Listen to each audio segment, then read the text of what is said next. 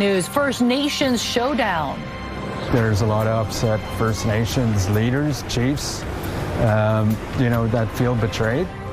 Defending DRIPA, Indigenous leaders hold an emergency meeting on the government's plan to pause legislation. What their next move could be. We're frustrated that it didn't happen sooner. The massive clear out of the Cole Road homeless encampment, concern about the same issue on other provincial land. And a bug flying over Squamish, a dramatic helicopter mission to clean up what pranksters did high above the Sea to Sky Highway.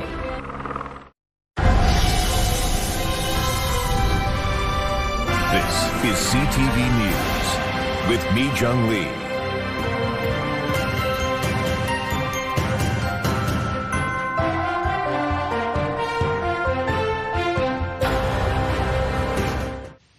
Good evening. Thanks for joining us. First Nations leaders are promising to turn up the heat on the NDP government over its plan to pause legislation on Indigenous rights. They held an emergency meeting this afternoon, and opposition leader Pierre Poilievre is in town trying to ramp up the debate and make it a national issue. CTV Legislative Bureau Chief Rob Buffum has the story. Indigenous rights in BC had a federal flavor Thursday. Federal opposition leader Pierre Poilievre holding a news conference in Richmond, calling on the Prime Minister to take steps to ensure fee simple private property rights take priority over all other title, including Aboriginal title. We want the government to officially reinstate the argument that private property comes first. Poilievre's remarks come in light of the contentious Cowichan Tribes decision that has many Richmond homeowners concerned their property rights may be at risk. The NDP has appealed the court case, which found Aboriginal title senior to fee simple rights. The Premier was asked about Poilievre's appearance. What is not helpful is to have a federal politician drop into town for a YouTube clip and a headline to distract from members of his caucus leaving his team. BC First Nations leaders also weighed in. A lot of this is a lot of dog whistling and fear-mongering to rile up his base. Indigenous rights have become increasingly controversial in BC. First Nations leaders held an emergency meeting Thursday afternoon to respond to EB's plan to pause parts of DRIPA, the Declaration on the Rights of Indigenous Peoples Act, legislation cited by the court in a recent mining case favoring Indigenous rights. Protests in the streets of Vancouver could be coming. Like any multi-pronged approach and strategy, everything is on the table. Really soured in terms of, not trusting what the Premier is going to do next. The BC Chamber of Commerce says it supports reconciliation and also supports either pausing parts of DRIPA or repealing it altogether, as the BC Conservatives have proposed. Options, it says, provide more certainty for business than the present status quo. Anything that's moving in the direction of making it easier for businesses in the communities across the province to feel like they have certainty in their own local communities on how they can run their businesses is a good thing. At the moment, what's most certain, Indigenous rights continue to boil over as a hot topic in BC, and increasingly now, federal politics. And Rob joins us live from Victoria. Rob, what is next in this unfolding drama? Well, Mi Jung, it's expected as early as next week that confidence bill will be tabled. It's still unclear whether there are the numbers there for the NDP to have that pass. And tomorrow morning at 8:30, First Nations leaders are holding a press conference in Vancouver to set out their strong opposition to Premier Eby's plan. Mi Jung. And we will definitely be covering that. Thank you, Rob. The mayor of Abbotsford says it's about time. Crews have dismantled a homeless camp that has been at the Cole Road rest stop for years. But as CTV's Michelle Bernaro reports, it's not the only encampment on provincial land that's causing concerns. Once the Cole Road rest stop, the site is now blocked off by fences as crews work to clean it up. One worker telling CTV News that dozens of 40-yard bins have been hauled out, along with old RVs. We're frustrated that it didn't happen sooner. This has been festering for a while. 2 weeks ago, the rest stop looked like this. About 20 people still living there despite the Transportation Ministry closing the site last November. Water was shut off and bathrooms locked after complaints and calls to police. It was in a manageable state about 3 years ago, and then when other encampments got shut down, some bad apples moved in and it turned it bad for everybody. And you feel sorry for people, but you can only let it go so far. The province says as of Wednesday, all the campers had left the site, and over the last month, 20 of the approximately 30 people living there had accepted help and were relocated. My ministry has been working very closely with the Ministry of Housing as well as Abbotsford to find appropriate accommodation services for the people who are there. Not far away, the Whatcom Road encampment, where one man was killed last month, remains a concern. We're thankful again that they're cleaning up Cole Road, and we are anticipating action on Whatcom as well, and we're advocating for that. We're told that rest stops like this one, as well as park and rides being turned into encampments, isn't just an issue here in Abbotsford, but that it's become a concern right across the province. We have issues in Kamloops, we have issues in Revelstoke, we have issues all across the province where individuals are using these facilities not just for commercial rest purposes, but are actually using them to live. Back at Cole Road, there will be a locked gate and security. The province says the site was needed to support highway maintenance and future improvements. Michelle Brunoro, CTV News, Abbotsford. Vancouver Mayor Ken Sim is accused tonight of crossing the line. His speech yesterday at the Board of Trade definitely had a campaign feel, but it is the news release issued by Sim that raised questions about the use of city resources. CTV's Ben Milger has more. That's why I'm running for mayor again in October. It came as no surprise when the mayor used a business luncheon as an opportunity to campaign.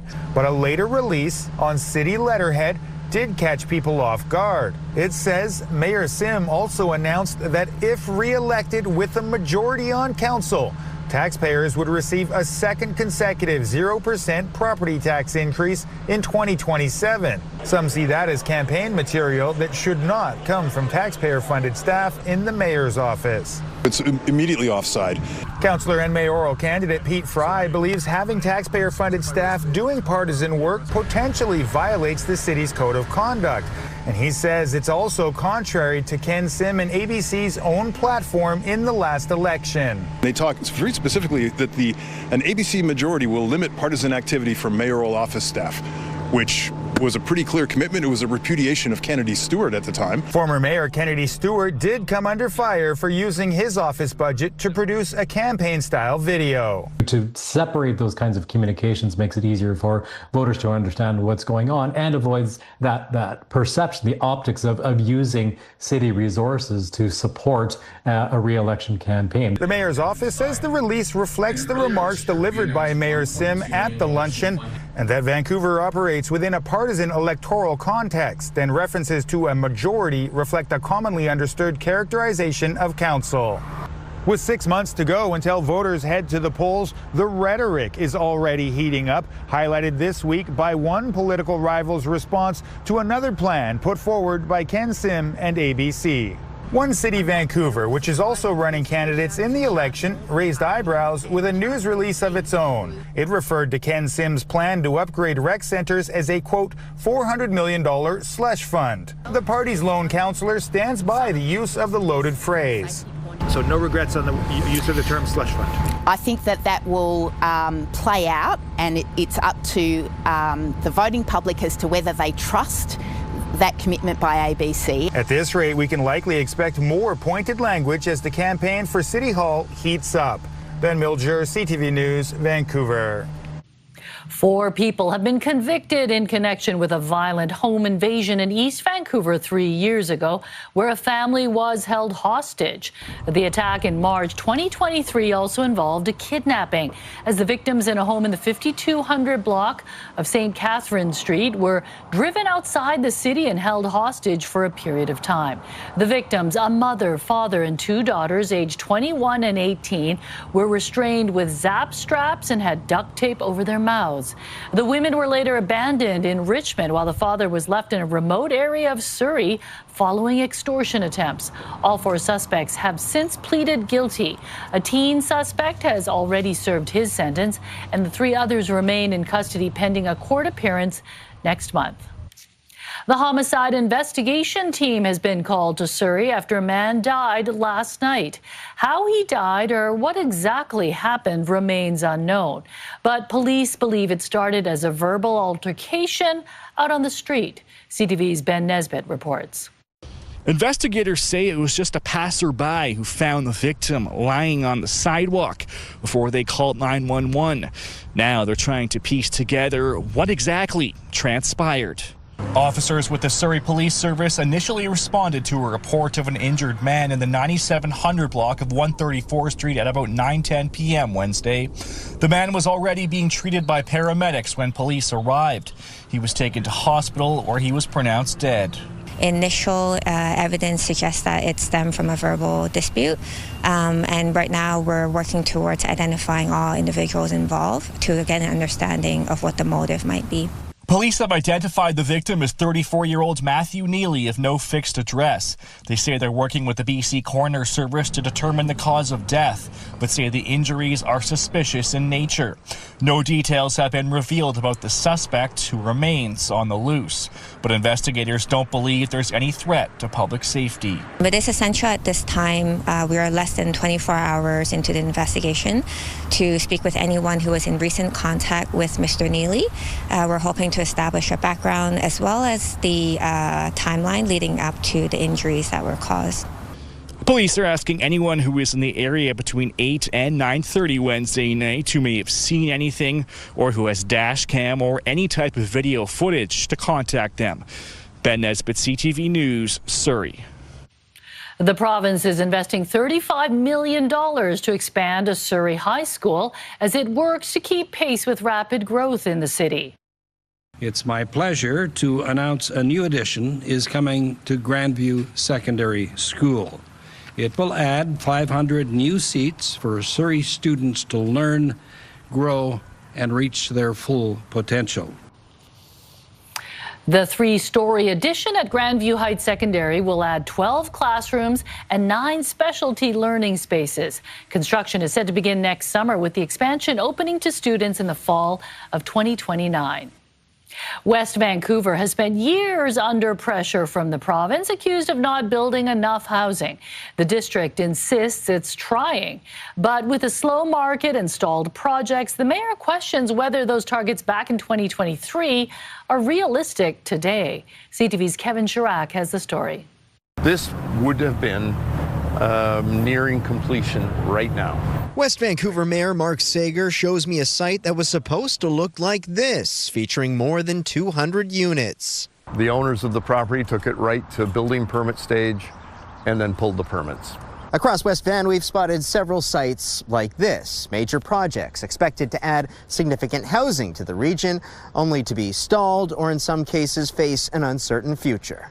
We're currently in a bit of a tough period when it comes to development. Experts say factors including the rise in building costs, interest rates, and a weak economy has impacted demand throughout the region. There's a lot of neighborhoods across the region where the selling cost doesn't make sense relative to how much it costs to build homes. And so, the math doesn't work right now. I think they need government intervention. This local realtor of more than 30 years says council needs to think more about who they're building for. We need things that seniors can move to that want to stay in the community.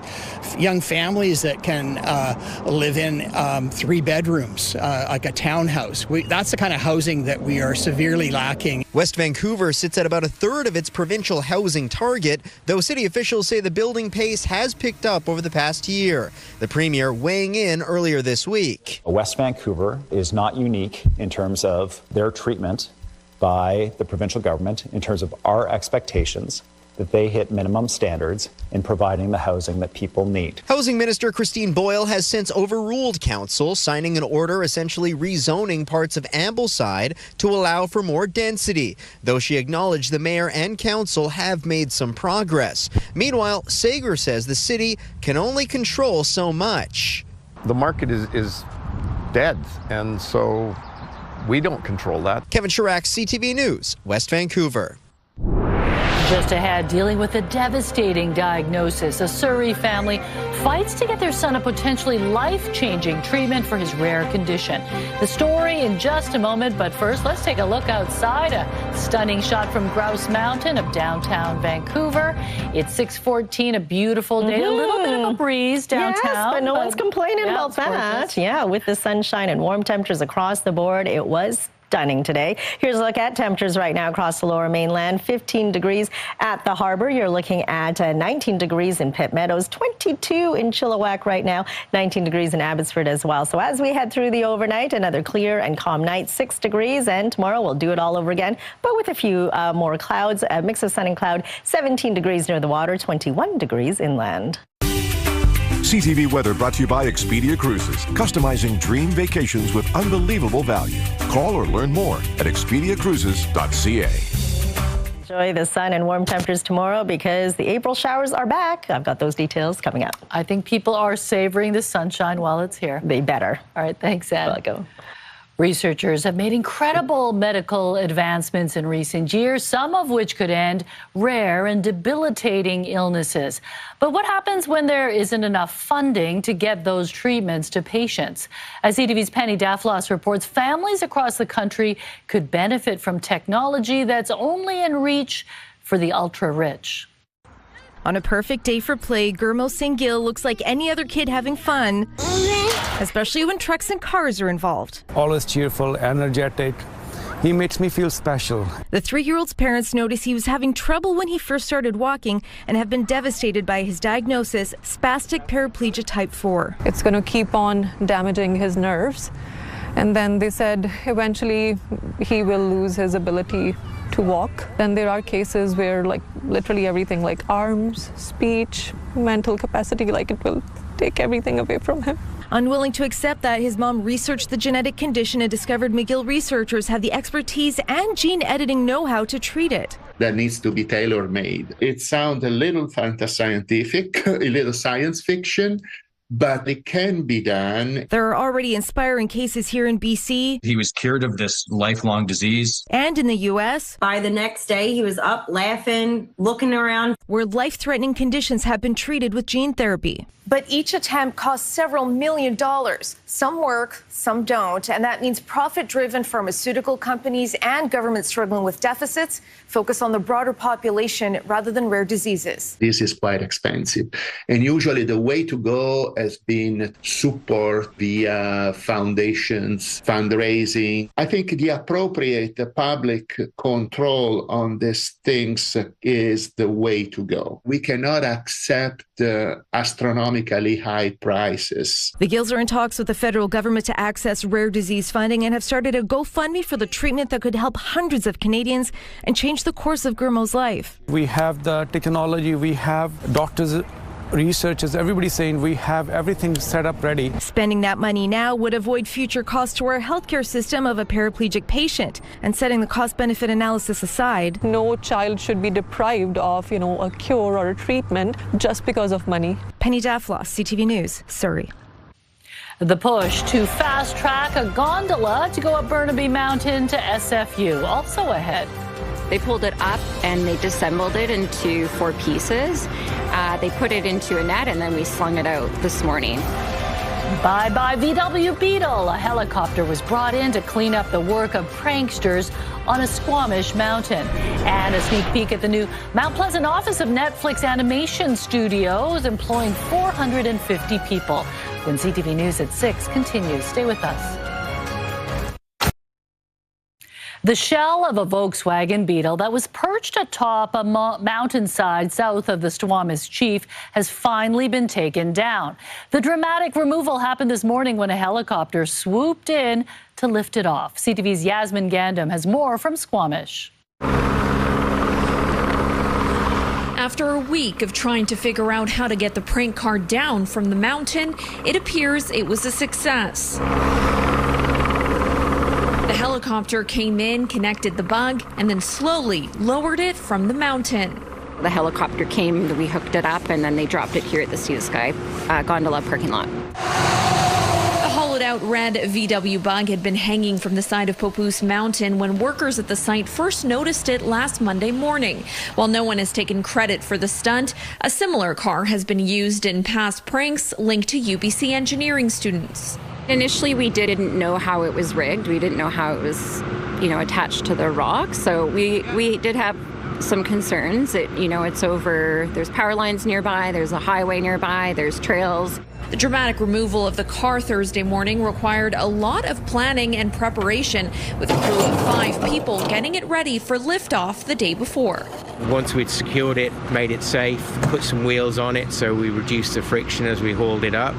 It was just a relatively simple matter of hauling it 50, 60 feet back up to the top of the cliff, getting it into a clear area where it could be bagged and long lined out by the helicopter this morning.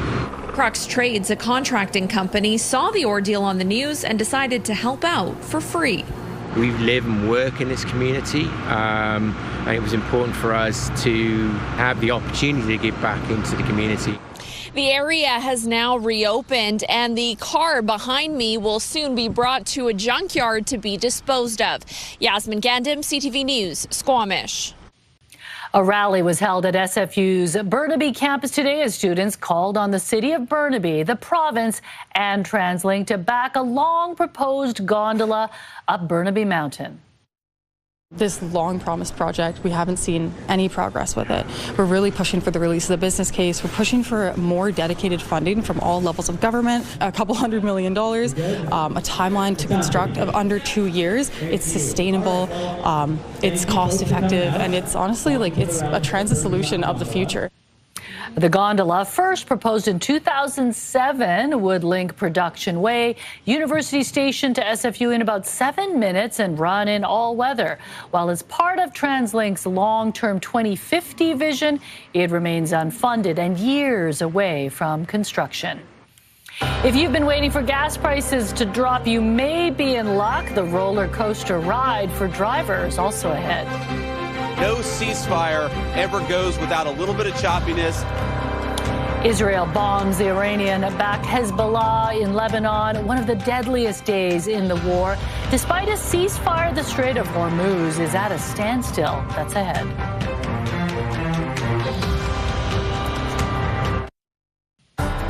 Tens of thousands are expected to line the streets of South Vancouver this Saturday for the annual Vaisakhi Parade, but that is just the largest in a variety of exciting events happening in and around the city this weekend. We've got a full list of fun things to check out on our website, ctvnewsvancouver.ca.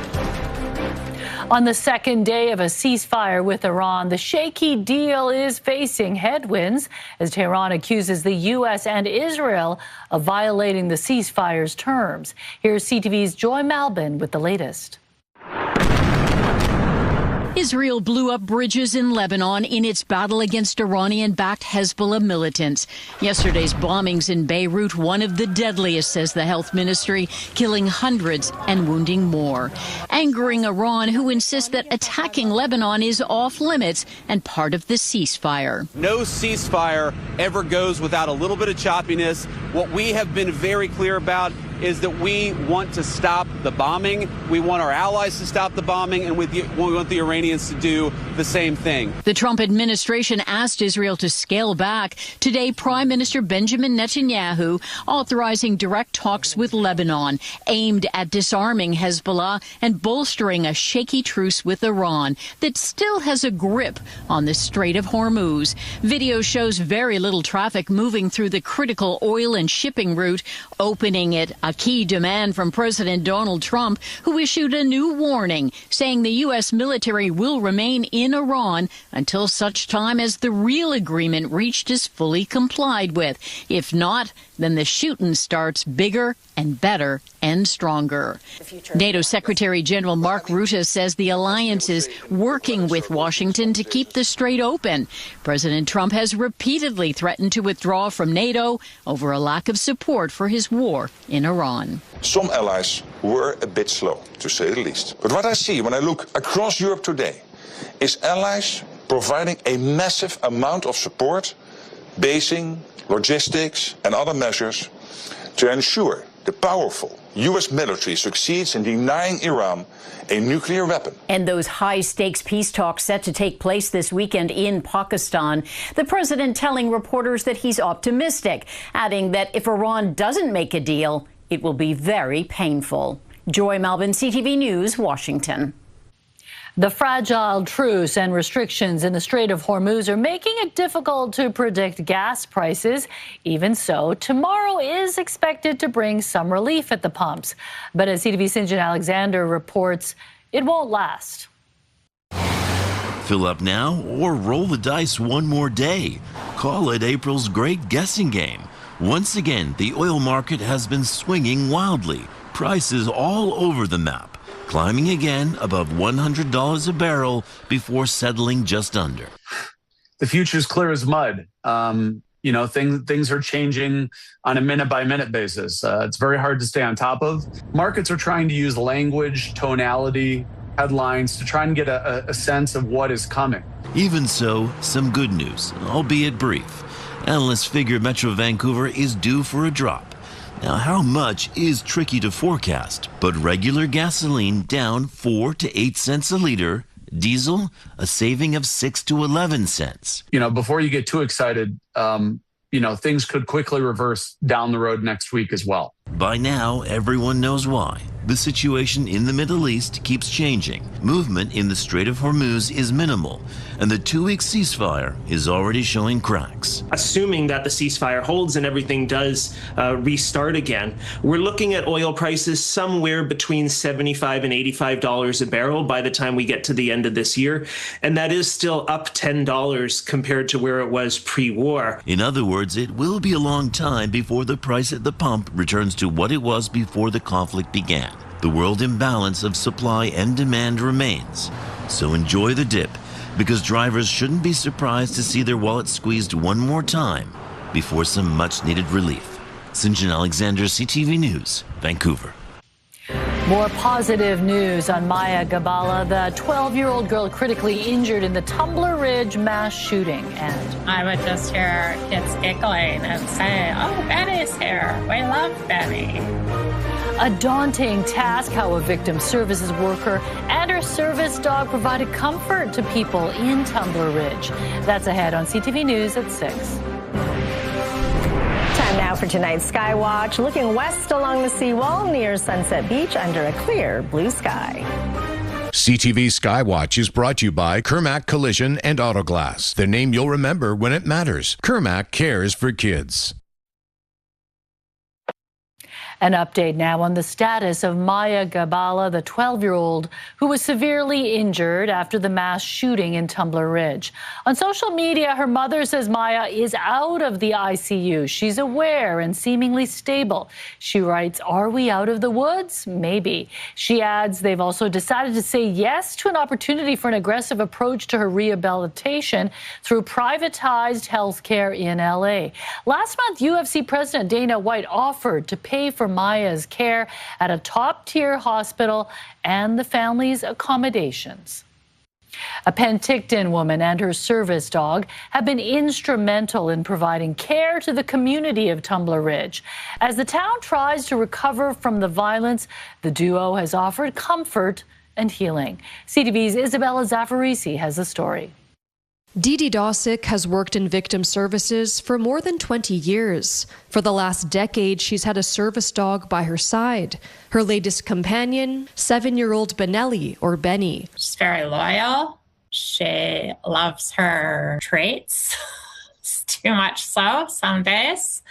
And she's just a calming, gentle soul. That demeanor was well suited for one of Dosick's most challenging cases as a crisis worker. In February, she was asked to fly to Tumbler Ridge with Benny, only 2 days after Jessie Van Rootselaar shot and killed her mother and half-brother before going to the high school where she killed 5 students and an educator. Benny and I would go out for walks and walk around the town and go into the businesses, and people would look at me and just start crying.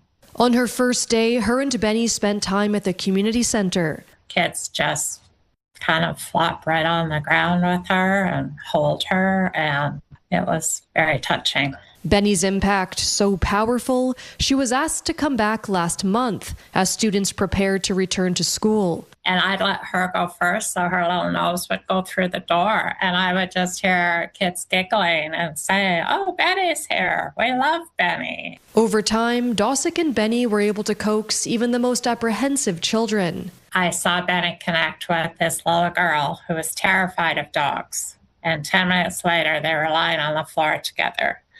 And at that moment, I had a tear because I thought the last 11 years of my hard work with these dogs, it's all worth it right in this moment. Dosick says Benny provides a level of care no human can. Animals are amazing, and they ask for nothing. She says she hopes Benny's presence provided some moments of comfort for a community enduring some of its darkest days. Isabella Zavarisi, CTV News. And amazing that Benny was able to just bring that calmness and the comfort. Very special dog. Very special dog and very special trainer, because it was probably a lot of work for her as well. So a great duo, and they're doing such a great job. All right, let's take a look at our forecast. Another spectacular day today out there. It was pretty warm, but probably not as warm as our hotspot across the country. Lytton, once again, 22.9 degrees, close but not close to the record set back in 2004 at 23.6 degrees, all because of this ridge of high pressure, keeping things clear for the south coast and southern interior, but pretty much dry for most of the province, except for the northeast and northwest corners. We're seeing clear conditions right now, and that's what we can expect as we head through the overnight hours. For your early morning commute, we will see some high cloud around. We'll see increasing cloud coverage through the afternoon. It doesn't last very long, clearing up as we head into tomorrow night. So here's the ridge of high pressure easing as it moves towards the east, and then we're going to see cool weather move its way back in as we head into the weekend, bringing in some April showers as well. For the southern interior tomorrow, you're looking at beautiful blue skies, temperatures in the low 20s. Your provincial forecast at the bottom of your screen. 12 degrees for Port Hardy tomorrow under a mix of sun and cloud. You'll see 16s, mostly sunny skies for Campbell River and Comox. Same story for the South Island from Tofino right down to Victoria, with temperatures between 14 and 19 degrees. Mostly sunny skies and 16 degrees for the Sunshine Coast. Warmer up the Sea to Sky Highway, 17 for Whistler, 19 for Squamish, and for us across the Lower Mainland. We're looking at a mix of sun and cloud with temperatures between 17 degrees near the water, 21 degrees further inland. Enjoy it. It cools down on Saturday with showers in the morning, drying up through the afternoon. Sunny breaks on Sunday. We'll see a few showers on Monday as well, with a high of 12. And then on Tuesday, periods of rain dropping down to 9. So it'll be very cool. Clearing up on Wednesday, still cool at 10 degrees. And then on Thursday, we'll see 11 degrees under a mix of sun and cloud. CTV weather brought to you by Expedia Cruises for air, land, and sea vacations. So much needed April showers, but enjoy tomorrow, the last day of the warm and bright conditions. Yeah, incredible. 20 plus degrees in several towns. Yeah, for the Fraser Valley. All right, thanks, Anne. Well, we'll give you a look inside the brand new office of the Netflix animation studios in Mount Pleasant, complete with ping pong tables and a patio. Also ahead, homeward bound, the Artemis II crew is blasting back toward the Earth. Where and when the splashdown will happen. That's ahead.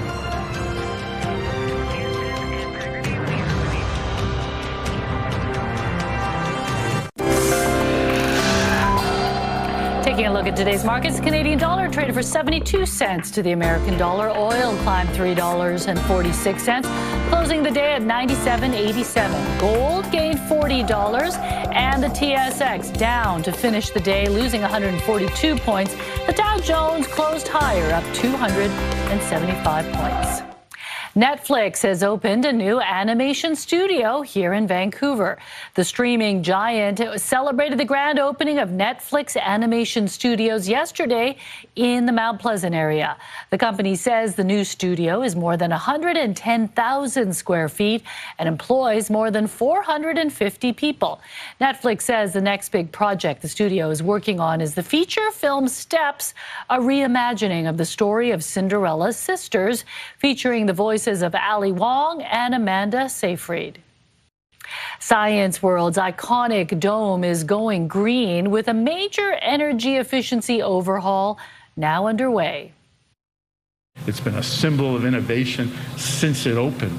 in 1986, and it's now becoming a model for how existing buildings can be transformed in the clean energy future. The Vancouver Landmark is unveiling BC's first vertical solar array, part of a $39 million retrofit aimed at cutting energy use by more than 40% and emissions by about 75%. The project adds 76 panels on top of nearly 300 panels on the roof, which will start generating energy before summer. Aging fixtures are also being replaced with LED lighting, along with new heat pumps and upgrades to windows and insulation. The province says a major milestone has been reached as construction begins on the Highway 11 interchange in the Fraser Valley. This project is about improving life in the Fraser Valley, helping people move to get to work more easily, keeping goods moving efficiently, and giving families more time together at the end of the day. The $242 million rebuild will support the widening of Highway 1, adding lanes in both directions and improving traffic flow.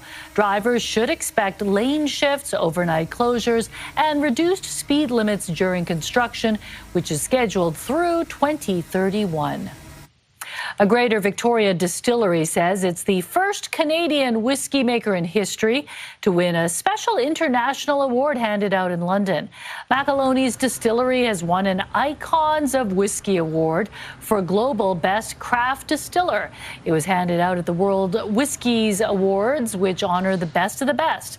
This particular award is specific to the distillery's whiskey maker, Graham Macoloni. Coming up, readying for re-entry, one of the most dangerous parts of the mission, the Artemis crew gearing up for splashdown off the coast of California tomorrow as they reflect on what they've accomplished and what's to come. Plus, blooming with positivity, Adam finds out how a local man is being inspired by a performance of Pink Petals. Coming up on the Sawatsky sign-off. Right now, here's a preview of Your Morning Vancouver. We are tracking the Artemis II as it gets set to return home. Friday on Your Morning Vancouver, what to watch for is the ship and crew of the historic mission arrive back on planet Earth. What the hell is this? I have no idea what it is. Plus, my pet ate what? We'll sit down with a Vancouver veterinarian who's seen just about everything pets can swallow and how you can keep your pet safe. We'll see you in the morning.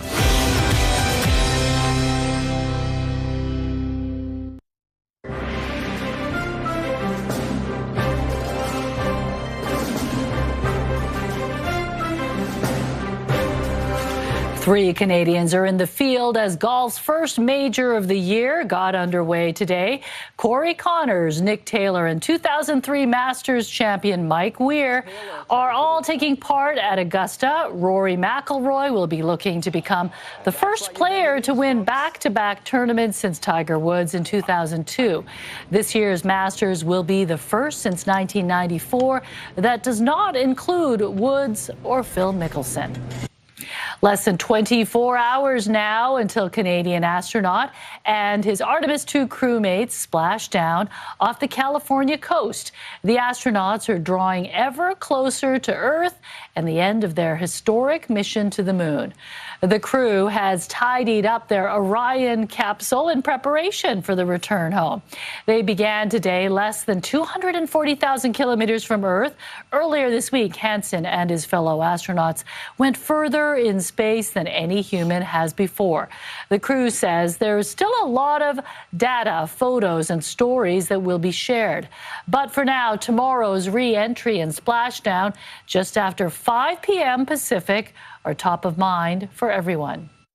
So the spacecraft team and the Orion team, we've been doing an assessment over the last few days with an integrated team from flight operations and all of our subject matter experts here within Orion. And we've reviewed all the systems, we've reviewed all the reentry procedures and activities, and we are good to go. The capsule will hit the atmosphere at about 45,000 kilometers per hour. A U.S. Navy recovery ship is already at sea with military planes and helicopters ready to join the operation. A blast from the past is bringing together Edmonton students both then and now after a time capsule sealed more than 2 decades ago was finally cracked open. The capsule from the year 2000 was filled with old photos, notes, and a VHS tape of students talking about their dreams for the future.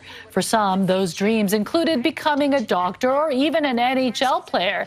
And for one student in particular, we can hear that dream years ago and how it came true. 25 years from now, what would you like to be doing as a job?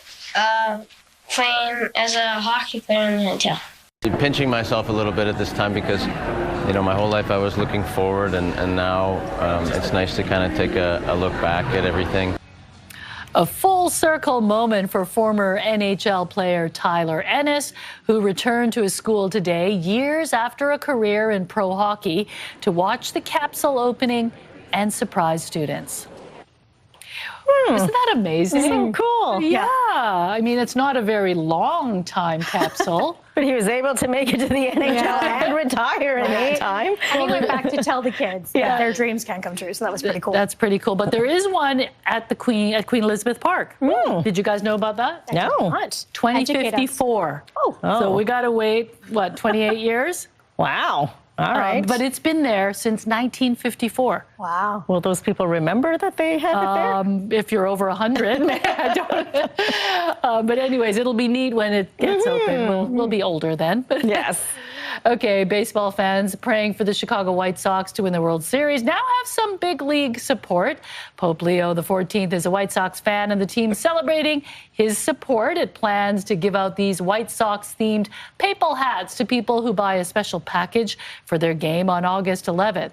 Their seats will be in a designated section. The first American pontiff is from a suburb of Chicago. Cool. Very cool.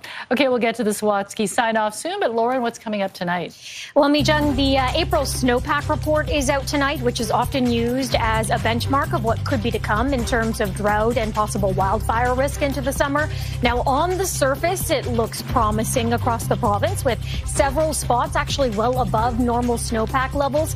But other areas are seeing record lows in BC, raising some big concerns of what could be to come. We'll map out all of those details ahead of 11:30. Sounds good. Thanks, Lauren. Finally, Adam meets a Victoria man who has found a quiet way to cope with stress, capturing the beauty of spring one gust of wind at a time. On tonight's Encore, Sawatsky sign off. In the middle of the street, Wayne Oliver is waiting for the wind. You have to be quick. So I mostly miss. Although it's hard to miss that the road is blanketed with blossoms, that the sidewalks are populated with petals, Wayne is anticipating more action. When these blossoms come out, it's like a cue for a big wind to come up and blow them all over the place and have fun with them. And while he appreciates all this every spring, this is the first time Wayne's trying to capture the petals being playful. And remembering where the record button is on your camera, so that's the biggest challenge. By the time you get it all up ready, whoops, gone. But rather than be worried, boy, the backlit leaves look heavenly. Wayne's waiting in wonder. Everyone experiences stress, but it's an art form and how we deal with it. And after experiencing more than his fair share of stress, Wayne is learning to practice that art daily. This is part of how I do it, opening your eyes and being present. In the present, there's no past to regret, no future to fret, and in this particular present, pink possibilities are percolating. And here we are with a little gust of wind again. A little gust that encourages a couple petals to play before Wayne captures the wind blowing even bigger, enticing petals to leap from the trees and join their friends in transforming the street into a stage for dancing with wild abandon. It brings out an element of play. That's really the thing. Just play. After the flowers frolic, the branches seem to clap their leaves in applause, the sun beams with appreciation, and Wayne feels grateful that he took the time to capture it all. You look at the news and you see this and that. You know, while all these things go on in the world, I keep on just having fun with the petals, and that sounds simple, but it brings peace. And you find your day has blossomed into something more magical than you would have imagined. Adam Sawatsky, CTV News, Victoria. Oh, beautiful. And they are starting to fall, some of them. Some are still good. On my street, where it has the early cherry blossoms, they're all red now. A stunning, just red leaf tree. All them. Love that. They keep on giving, They right? do, These trees. That's the only snow I like, the pink snow from the cherry blossoms on the streets. All right, let's take a look at our scenic snapshot for tonight. A stunning sunset in Powell River. Thanks, Michael, for sending this beautiful photo in. And we want to see your scenic snapshot as well. So email us at scenicsnapshot@ctv.ca. Gorgeous. Orange. Wow, perfect shot. Okay, thanks so much for joining us tonight. Lauren's back tonight at 11:30. Good night.